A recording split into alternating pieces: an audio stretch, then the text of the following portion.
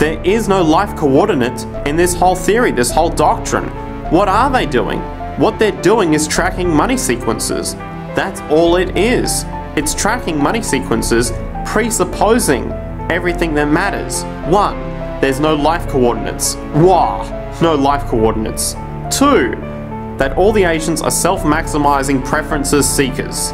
That is, they think of nothing other than themselves and what they can get most for themselves. That's the ruling notion of rationality.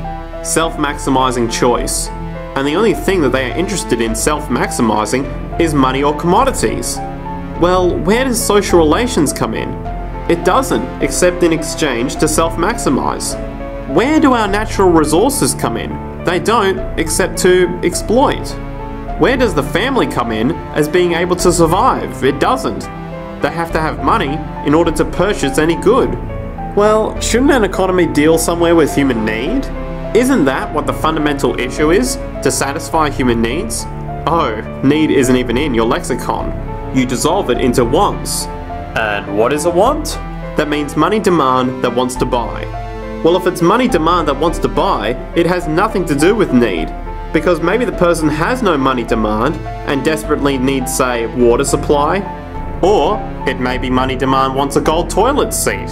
Well, where does it all go? To the gold toilet seat. And you call this economics? Really, when one thinks of it, it's got to be the most bizarre delusion in the history of human thought.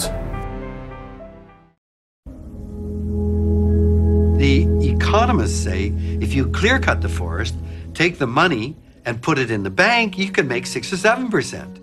If you clear-cut the forest, put it into Malaysia or Papua New Guinea, you can make 30 or 40%. So who cares whether you keep the forest? Cut it down, put the money somewhere else. When those forests are gone, put it in fish. When the fish are gone, put it in computers. Money doesn't stand for anything, and money now grows faster than the real world. Conventional economics is a form of brain damage. Economics is so fundamentally disconnected from the real world, it is destructive. If you take an introductory course in economics, the professor in the first lecture will show a slide of the economy. And it looks very impressive, you know, raw materials, extraction, process, manufacture, wholesale, retail, with arrows going back and forth. And they try to impress you because they think, they know damn well, economics is not a science, but they're trying to fool us into thinking that it's a real science. It's not. Economics is a set of values that they then try to use mathematical equations and all that stuff and pretend that it's a science. But if you ask the economist, in that equation, where do you put the ozone layer? Where do you put the deep underground aquifers of fossil water? Where do you put topsoil or biodiversity? Their answer is, oh, those are externalities. Well, then you might as well be on Mars. That economy is not based in anything like the real world. It's life, the web of life that filters water in the hydrologic cycle. It's microorganisms in the soil that create the soil that we can grow our food in. Nature performs all kinds of services. Insects fertilize all of the flowering plants. These services are vital to the health of the planet. Economists call these externalities. That's nuts. Our information that we receive does not include anything about the environmental conditions.